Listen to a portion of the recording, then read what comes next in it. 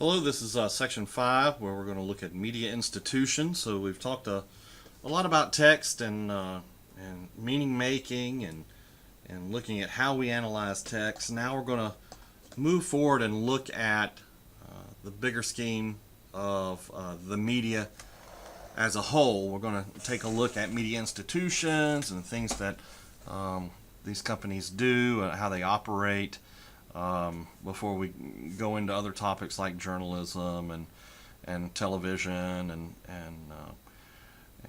and other aspects of media and society. But it's important now that we know about content, that is, what's on the air, what's in print, how you analyze those things. Now it's time to take a look at who makes those things. We live in a very media saturated world. And so probably the biggest question in my mind that we deal with whenever we talk about media institutions is the consolidation of power and the concentration of it. It really gets to the question of how big do you want your media companies to be. We have these buyouts that are always happening. There's always a deal in the works. Things work out or things don't work out. The FCC gets to rule on some of this. Congress gets to have some of a say in it through the FCC and through approving things that the FCC may recommend. But the question really comes to how big do you want your companies to get? The media is not the only industry, of course, that consolidates. And by consolidate, what I mean is competitors buying each other out and concentrating that power, right? There's other industries, if you think about it, that do this. In fact, a lot of industry out there that is consolidated, where they've bought up their competitors and we've seen the power get concentrated more and more and more into kind of a central role in just a handful of organizations. When you kind of have to answer that question of how big do you want these companies to be, it really comes down to an issue of localism versus efficiency. And so if we talk about localism first, localism is this idea that media companies are at their best when they serve their local public. So what do I mean by that? In the early days of the FCC, the Federal Communications Commission, they were created because radio was taking off in popularity, and everyone was trying to run towards radio as an industry and create a radio station, have their own content, whatnot. And the government was afraid that all this rushing to create these radio stations would eventually we would run out of airwave space. And we'll talk about spectrum in class and what spectrum is, but spectrum is just the transmission of waves through the air. So it's looking at how many radio stations can be broadcast, how many television stations can be broadcast over the air. I'm not talking about cable, talking about broadcast over air. So when everyone was running towards radio and trying to build a radio station and become a radio broadcaster, the FCC was worried about that finite space being used up. And so they created this commission so that the commission could decide when there was scarcity of spectrum and there was competition for that spectrum. They would decide who was meritorious enough to have that spot. So let's say two radio stations are trying to compete for the same position on the dial, and the FCC would be the one who made the decision on that. And a lot of times what it would come down to with the FCC is, how does this radio station serve its local community best? Okay.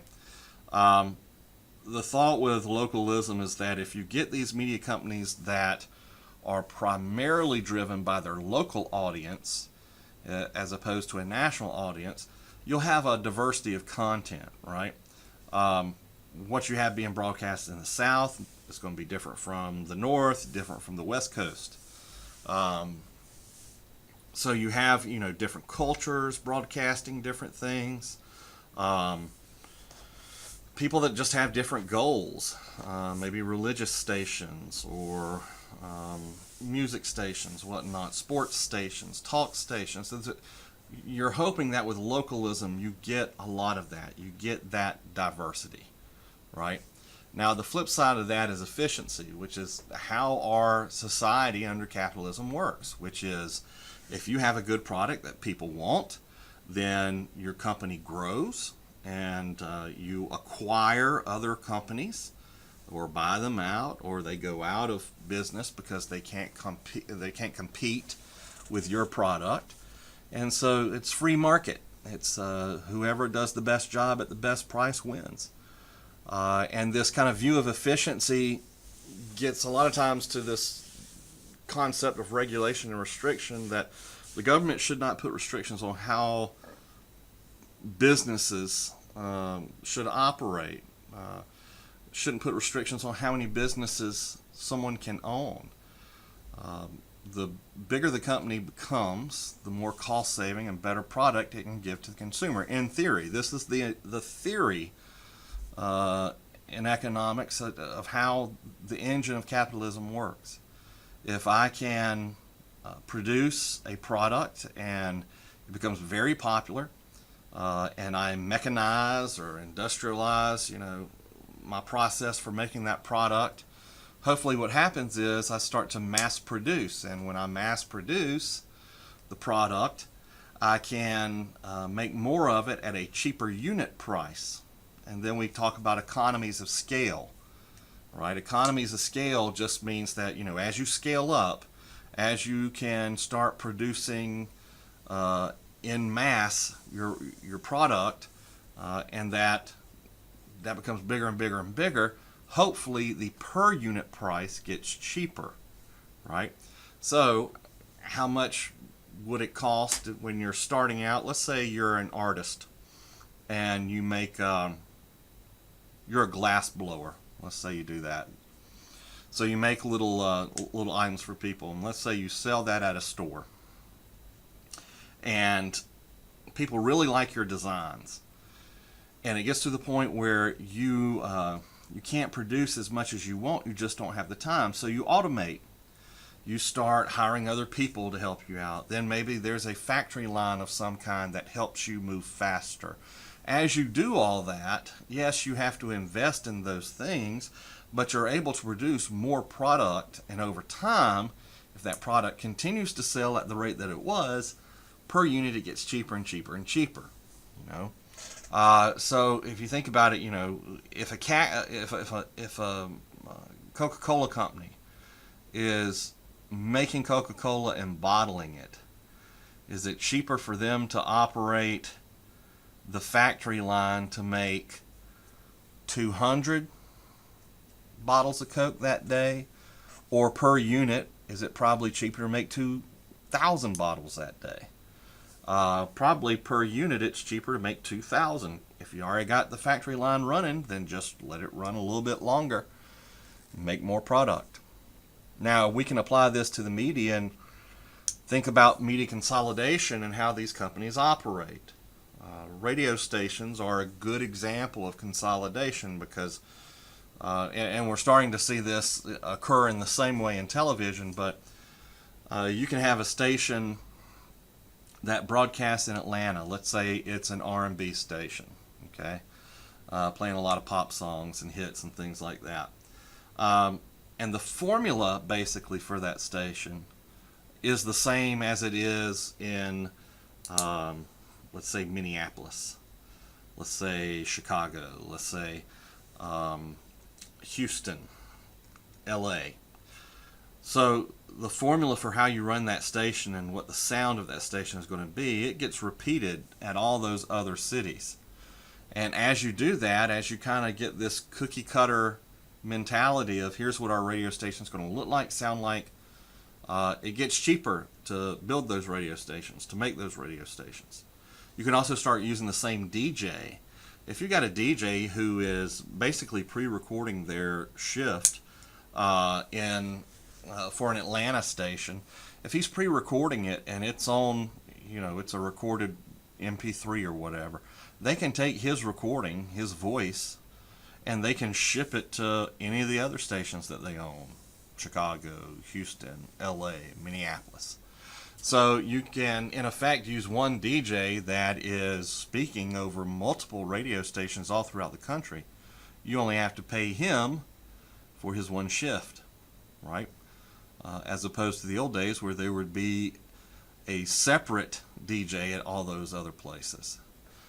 So this is just kind of simple economics, the way that businesses work, and the media works much the same way. So what has prevailed? If we look at ownership over time, what do we know? Well, in the early days of broadcasting, you could own 7 AM stations, 7 FM, 7 TV, no two being in the same market. So you see where we're saying, hey, you can own 7 of these things, but you can't have them in a same market. Now the threat is, again, if all your stuff that you owned was in one market, you would pretty much have a lot of control and a lot of power in that market. Okay.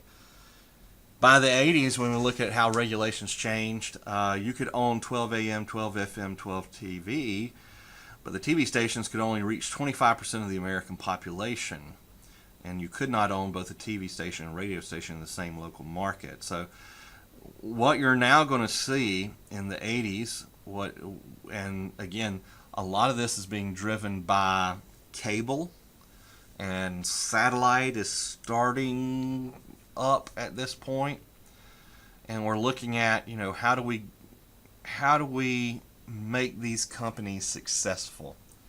And the answer was, well, let's let them have the ability to own more.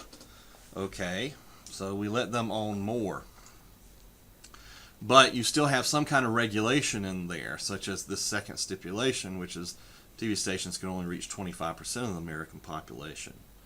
So if you want to have 12 FM stations, that's fine, but your 12 can't be in Miami, Chicago, LA, New York, Dallas, Seattle. In other words, you can't pick just huge cities, because then those TV stations, they have too much power, right? If you have a TV station that reaches, 50% of the American population, you have to be more careful with it. Again, this is 1980s. Okay, we now think about cable television and how it just took off and how widespread it is. And of course, now there's stations that reach more than 25% of the population. But we're talking about individual owners owning stations, right? And again, we're talking about the 80s. So, but what you see here is the birth of this kind of argument that they're going to continue to use again and again and again and again, which is, okay, we'll let you own more, but you can't monopolize individual people, the population. The Telecom Act of '96 brings massive changes to all these things. So if you're thinking about the 80s, well, what changed in the 80s to change these regulations, and you think it's cable television? Well, guess what's coming in 1996 down the pipe that inspires these massive changes in telecommunications policy? And the answer to that is, it's the internet. The internet is going now. By 1996, you're seeing CompuServe, AOL. You're seeing these companies that are beginning to build an online product, internet service for the public, and you're starting to see the public wanting that service, right? We know, just in theory of how technology develops, at the time in 1996, they knew that the internet was going to be a big thing, and that it was going to change how we did business. That once you could actually go online and purchase a product. There was some of that happening over phone before the internet, where people could call a phone number and order stuff. But now you can see the product. You can see how other people review the product. You can get a bigger detail and information about the product. So people in 1996, or when they wrote this for 1996, they knew the internet was going to be a major game changer. And the U.S. did not want to get caught lagging behind other countries like Russia, China in particular, Germany, Japan. It did not want to be late to the internet game. So it enacted policy to make sure that our companies could be strong. Okay, that's what happens in 1996. That Telecom Act comes out and it changes things. For TV, it opens it up a little bit more. The 25% rule now becomes a 35% rule. So you want to grab some more people, go ahead, grab more people. Okay. Radio is a huge change. No national limit to the number of stations you can own. There's only a regional or local limit. So as long as you're going to other markets, you can continue to gobble up these stations. As far as cross ownership goes, you now can own both a radio and TV station in the same market if it's a top 50 market. So again, the argumentation behind these things is shifting, just like it did before, where we said, well, we don't want you to reach more than 25%. Okay, now we'll let you reach more than 30. We'll let you reach 35%. This little trick that they're putting in here with cross ownership is to say, okay, you can own this stuff and you can own more of this stuff. It would really be better, though, that if you owned all that stuff that you're owning, if you did that in a top market. Why? Because the expectation, the assumption is, let's say I own both a big radio station and a big TV station in New York. Okay? Think about all the competition I'm going to have in New York versus think about all the competition I would have in Columbus, Mississippi or Starkville, Mississippi. If I was to own TV and radio, and especially if they were the top TV station or the top radio station at the same time, that gives me a lot of power. So the FCC and Congress in its wisdom said, okay, you can own more stuff, but only if it's in markets where you're going to have competition. As a result of these changes in 1996, more than $300 billion worth of major media deals occurred, got put into motion. In radio, Clear Channel, which would have been a medium-sized player in radio, it explodes. It grows from 43 to 1,200 stations. It clearly has a strategy of, we're going to buy until we're almost broke, and then let the ad money come in. But we want, a station everywhere, was their mentality. We've had some other changes in policy and new telecom acts written since that big change in 1996, and here's where we are today. I apologize, I don't even know what that is, but so here's where we are today. No cross ownership of a newspaper and a broadcast television. So you can't own, let's say, the Atlanta Journal-Constitution, which is a huge southern newspaper. It also can't go and buy WSB TV, which is Atlanta's ABC affiliate. So you can't own both of those. Too much power. The 35% rule becomes the 39% rule. Oh, we're inching it up ever so slightly all the time. No network cross ownership. So Fox can't also own ABC. ABC can't also own CBS or NBC. They have to be divested. They have to be set apart. Local TV ownership. You can own up to 2 TV stations in the same market if either is true. The service areas of the stations don't overlap, or at least one of the stations is not ranked among the top 4 stations in the market, and at least 8 independently owned TV stations would remain in the market after the proposed combination. Do you need to remember those specifics? No, not for any quiz or anything like that. But I put the really big, thick detail in just so you will see how they're making these decisions. So don't worry about memorizing what the specific rules are. Just look at the trend that's happening, right? Which is to say, okay, we're going to let you own more and more stuff, but you got to make sure that it's not capturing a majority of the people, and we really would rather you have all this ownership in markets that are huge so that there is competition. And so it starts to get kind of insane, the level of detail that they use. You can just look at TV, radio, cross ownership. You can own up to 2 TV stations, 6 radio stations, or 1 TV station, 7 radio stations in markets with at least 20 independently owned media voices, defined as full power TV and radio station, blah, blah, blah. An entity can own up to do blah, blah, blah. Just note, okay? And it gets even more detailed stuff like this. Again, not stuff you have to remember. Just look at the trend. An entity can own up to 8 radio stations, no more 5 of which be in the same service in a radio market with 45 or more stations.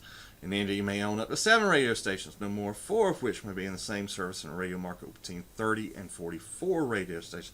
So it's saying, okay, well, depending on how much competition you have, that is going to decide how much we'll let you own, right? But, I mean, look at what's happening here in the situation. The overall concern is, are we becoming too consolidated? Are companies concentrating that power instead of distributing it? And there's this premise that's always running through these rules, which is to say, well, if you have this much competition, we'll let you have that many companies. But at the end of the day, the FCC is still saying, okay, we'll let you own more. We'll let you own more. Right?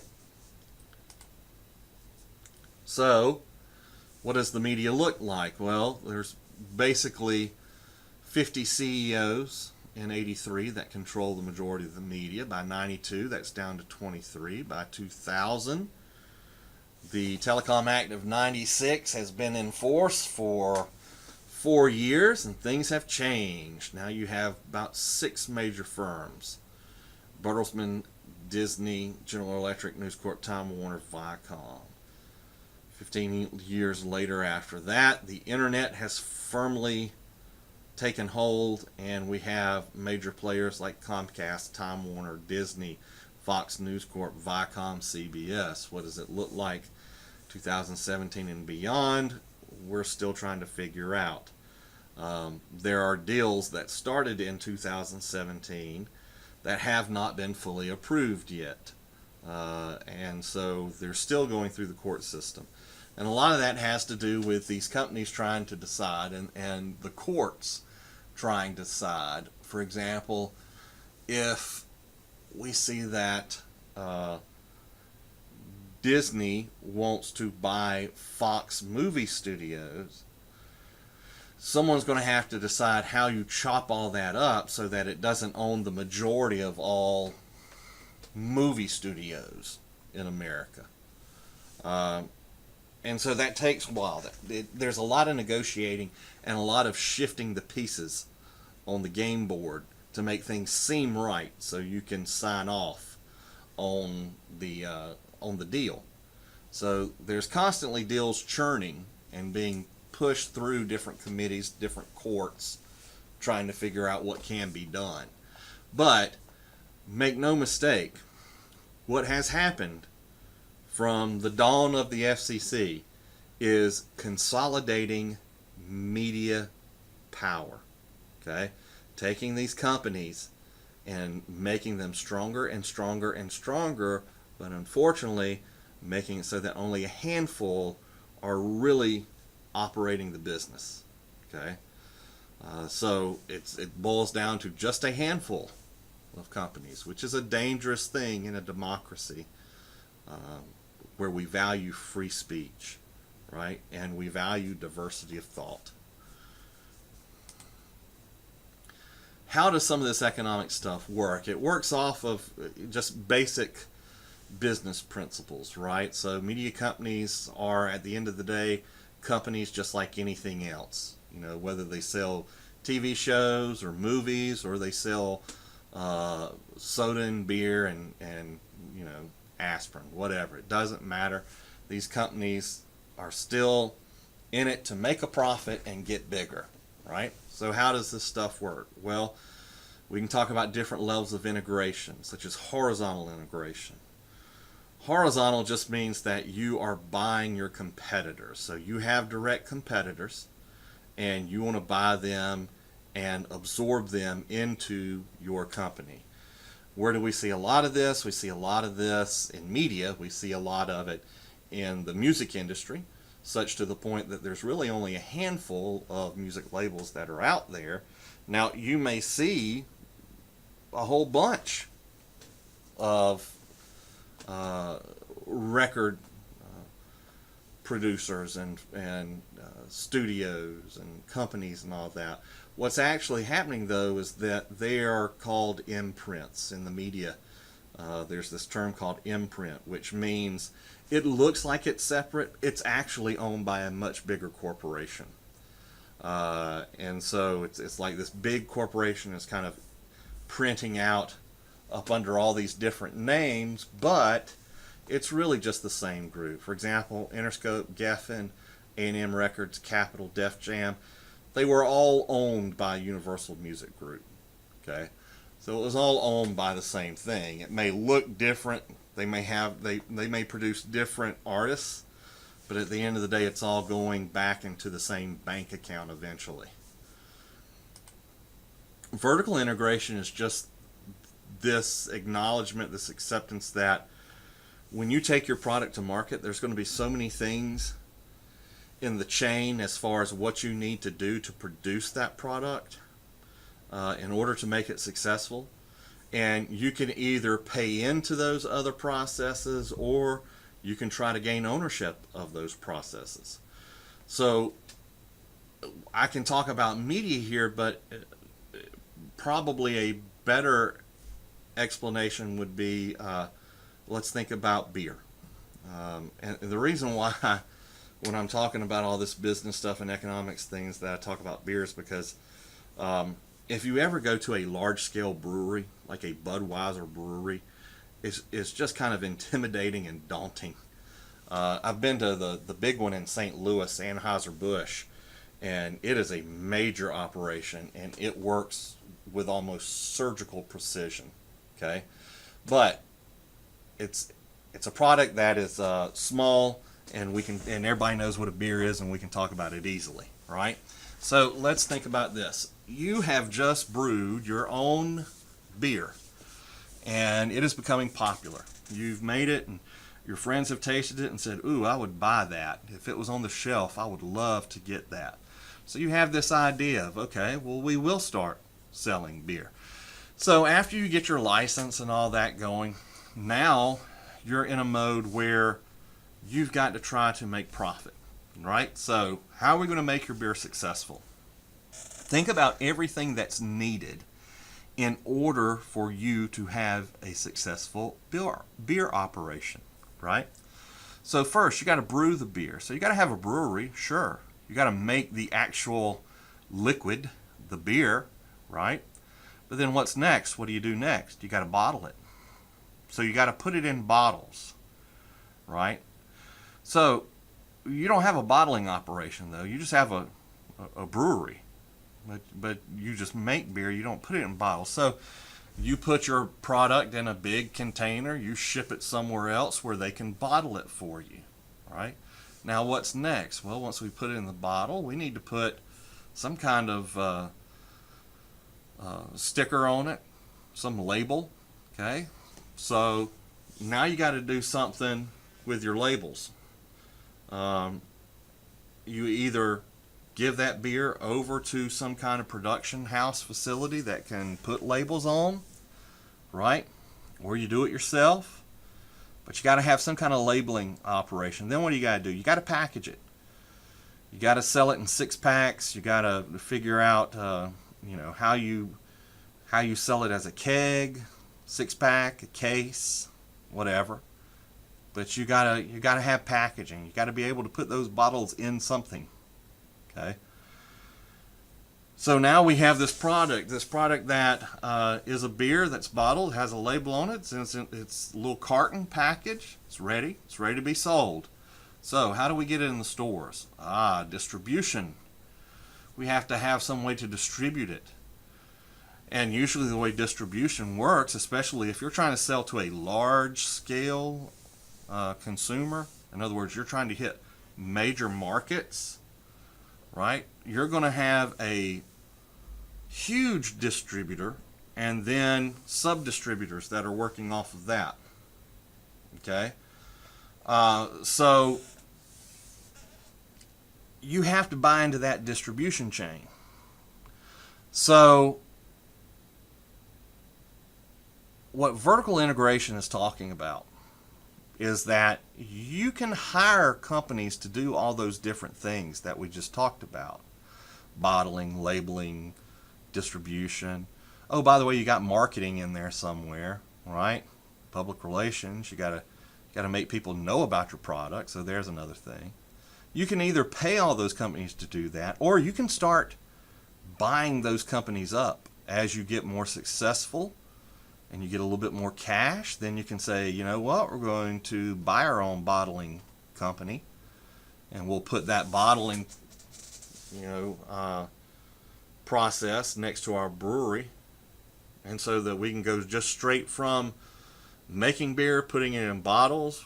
We're going to do our own labeling and packaging, right? And then we're going to, when it's ready to go, we're going to put it on trucks and start shipping it out to warehouses and distributors all across the country. And that's what you really see when you go to like St. Louis's Anheuser-Busch, is you see all of it being done from there. From the start of, let's make some beer, let's brew it up, to it's on a truck and it's heading out. And so that's vertical integration. They have bought all the little steps that someone needs to make that product successful. Now in the media, you can do this too. Hey, if you own a movie studio, it'd be great if you also owned a TV channel, a cable station, because what that means is that you can, after your movie is run its course in the theater, you can have it go to television and people watch it there. Fox owns newspapers as well, so you want some publicity and some press on this new movie you're making? Well, have the Wall Street Journal, have the New York Post write something about it. When you go to put it on pay-per-view, Fox had a stake at one point in DirecTV, so you can put it on there. Okay, so instead of having to pay these companies their share, you're operating all this process out by yourself. Conglomerate integration. This is another type of integration. And this one, what we see is that a lot of times it doesn't work, to be quite honest. It's when a media company buys a combination of other media companies and or companies in a non-media business. I would say that the opposite of that is also true. You get non-media companies, especially today, that decide they want to be a part of the media game. If we look at one point, Westinghouse owned CBS, General Electric owned NBC. Okay, you have these companies that aren't really media companies, but they say, ooh, there's lots of money to be made in media, and so they buy a media company. Okay, but usually that's conglomerate integration, because those are two huge companies that are coming together. Okay. So what do we worry about with all this stuff? The global implications we can worry about, and not only just, consolidating power in America may not be politically a good thing. People talk about how polarizing America is right now, and you need to realize that a lot of that is because of the media, because we have Fox versus CNN and MSNBC. You have these companies, we've consolidated them so much that there's only a small handful of them out there. and they're competing against one another. So they're trashing each other. They're talking. They found their marketing niche, and they're sticking with that, right? So that's one aspect. The other aspect that you have to think about with media companies, especially, is that they're not restricted by geography, right? 20th Century Fox making movies, those movies are going to be seen not just in America, but in Russia, Germany, China, Japan, Italy, France, Canada, Mexico, Brazil. Those movies, they may be made in America, but they're going to scope out and touch a lot of the globe. And what people are afraid of when those things happen is they're afraid that this may be the new form of imperialism or colony building. And we're not doing it through physical land and money, we're doing it through culture. Think about McDonald's trying to open up in India and what it can serve and what it can't serve. And how McDonald's can, their end goal, of course, is to make it just as cheap to sell hamburgers in India as it is America, right? But people in India don't want to eat hamburgers like they do in America. Well, let's play around with the culture and see if we can't get them to change their minds on that, right? America wants to sell you cheap products. Not cheap in quality, but cheap in price, right? So we go to Walmart, pick up anything on the shelf, made in China. Something may be made in Mexico, made in Central America. Why is it being made in those countries as opposed to America? It's being made in those countries because the cost of labor is so much cheaper, right? You don't have to pay workers the same amount of money in China as you would have had to have paid them in America. Same is true in Mexico. So what people in those countries tend to worry about is that they're being exposed to American culture all day long, and they are essentially serving American consumers. And people are afraid that that will erode their own culture eventually. Coke is a worldwide brand, right? And Americans love Coke. And Coke is trying to present itself to all the other countries as, this is a great beverage. It's an American beverage. It's very popular. But your country will love it too, right? You go to a lot of countries in Europe, there's several that try to sell their own brand of cola, right? There's this home brew. At one point I was in East Germany and was trying to buy a Coca-Cola. Well, they didn't have it. They had like this brand that was their own national local brand called like Sun Cola. Tasted just about the same, not a huge difference. But think about the machine that Coca-Cola is and how it can do business and all of its tools and all of its resources and how it can try to compete compared to a small soda manufacturer in Germany. The American Coca-Cola is probably going to win out, right? That's what people are worried about, is how culture is going to invade and destroy other countries. A lot of what we did in the Cold War was not necessarily military action, but cultural action. We'll set up things that make Russia basically bankrupt itself. We'll make them sit and starve because they can't produce the products that they need. And we'll flash them with our media the entire time. One of the first things when communism fell in Russia was people going out in the street and buying knockoff blue jeans, believe it or not. Because Russia's not that hospitable, for the most part, to growing cotton. So denim, blue jeans, it's hard to come by. Wool's much easier. But when you saw the communism fall and America could now put its products into Russia easier, you started seeing this mass acceptance of American culture, right? So cultural imperialism is just that belief that global business expansion is going to erode whatever existing culture was there. It most definitely happens here too, by the way. It's not the big bad United States trying to impose its will all the time on other countries. We see cultural imperialism operating in reverse too. Not necessarily that the other stations are trying to do it or the other TV stations are trying to do it, but rather that Americans are worried it may be happening, right? We're afraid that Russia may be meddling in our elections. Also, the media example that I like to use is there was a news channel called Al Jazeera. It was based out of the Middle East.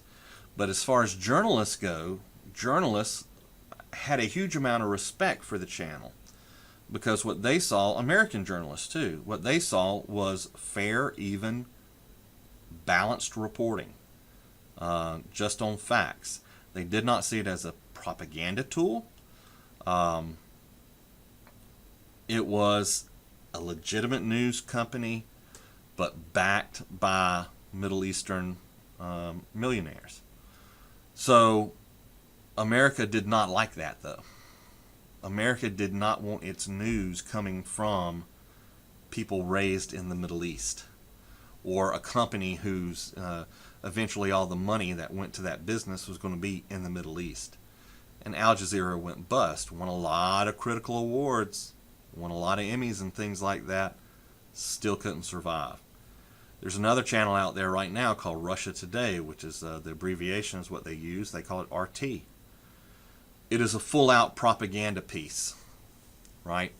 It is produced and backed by the Russian government and Russian military. In fact, one of the architects of it was a military officer and just thought we need to be putting out our own stories. And I've got RT on my television. It goes out through cable. It goes out through satellite. If you buy one of these big packages like I have, I have satellite. America's 250 best channels. It's thrown in there. And so that is cultural imperialism at its best. The final thing that I'd like to talk about is net neutrality. And we'll have a bigger discussion on this in class because it deserves a big discussion. This is something that you may be hearing a lot about in the news, but no one has probably explained it to you fairly. It has major implications. Net neutrality, when we boil it all down, is about who owns the internet, right? When we talked about the difference between airwaves and cable, and why the FCC oversaw airwaves, not necessarily cable, there's always been this general assumption that Americans as a whole own the airwaves, right? Who owns the air through which a TV station broadcasts its programs? Well, the stance from the government has always been that that's a resource owned by the American people as a whole. The internet, though, think about it, is a little bit different, right?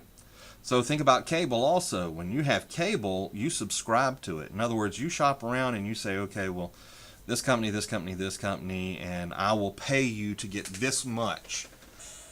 I want the 250 channel package, sell me that. Or I want the 50 channel package, sell me that. Or I just want basic cable, right? Sell me that package. That's happening because the cable companies have actually laid that cable in the ground. They're providing that service to you, right? So you're using their technology, their connection to you. Now think about how the internet works, because it's really similar, right? There's pipe, conduit, there's fiber, there's copper, there's lines in the ground through which you're getting your internet service, right? or lines up on telephone poles or whatever. But you're getting your internet service through that company. It owns the cable in the ground. Until now, the internet has always operated as, well, if you want internet service, just pay us. We give you internet service. And you may pay us according to how fast you want things, but you were never restricted in the content you could get. It wasn't like the cable companies where you could say, okay, I'm going to pay, but I'm paying you a lower amount just for these stations. Or I'm going to pay you a lot more money because I want all these extra stations. Now, these same companies, by the way, a lot of them cable companies that are providing you with internet service are saying, hey, we want the same deal. We want to be able to do the same deal with internet. You want to visit everything, you want to go super fast, you're going to pay a certain rate, right?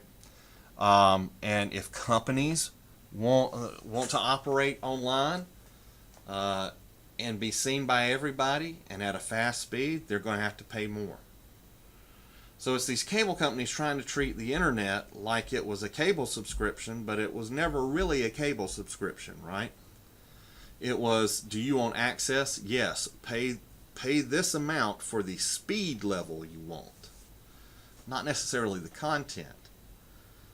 And the argument that's going on is that because the internet's being provided through the cables and lines and all that the company owns, not you, then the company should be able to charge whatever it wants for that service. And it should be able to tier things.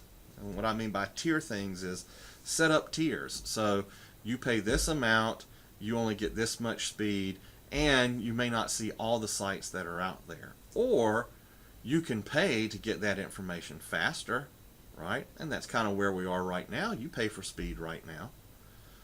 But imagine that a company decides, an internet company decides who's going to move through that pipe faster.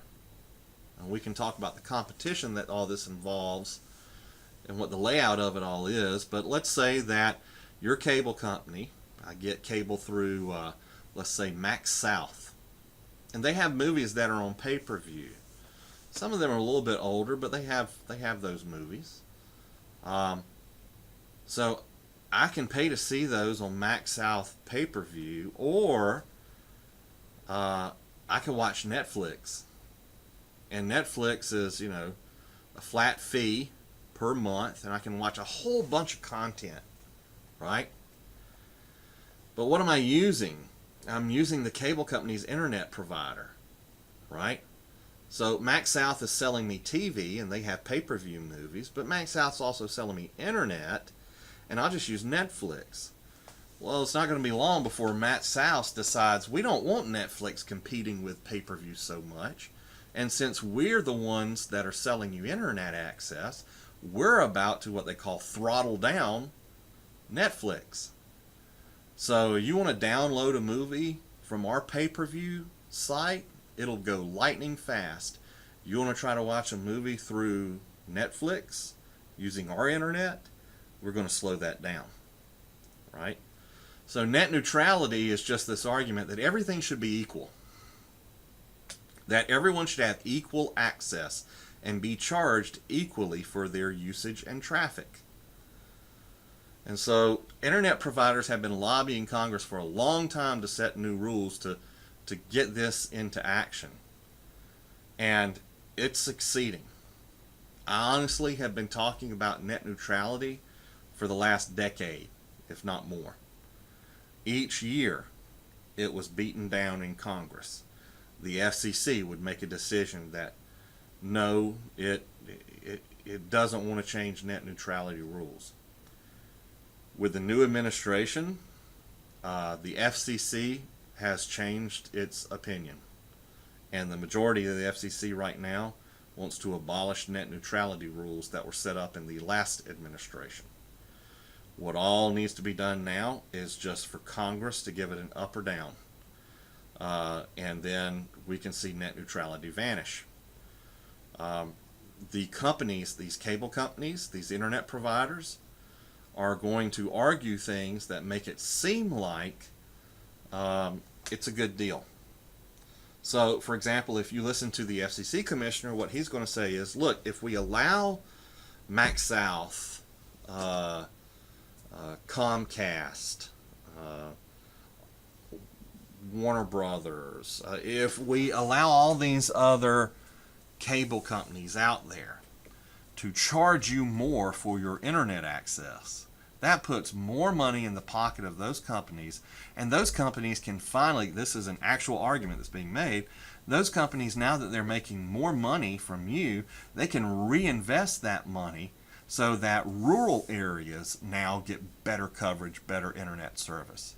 So this whole worry about these poor remote places not having good internet service, well, if we can charge you more on your bill, we promise that we'll reinvest that and put more internet coverage out in that poor remote village. Now, as a consumer, you're the one who has to sit down and decide whether you think that's actually going to be done or not. But the business owners want a way to make more money off of the internet as it exists right now. So we can talk a lot more about that in class. It's a huge topic, but I know we've already gone for about 50 minutes or so. So I'm going to conclude there, and I will see you in class.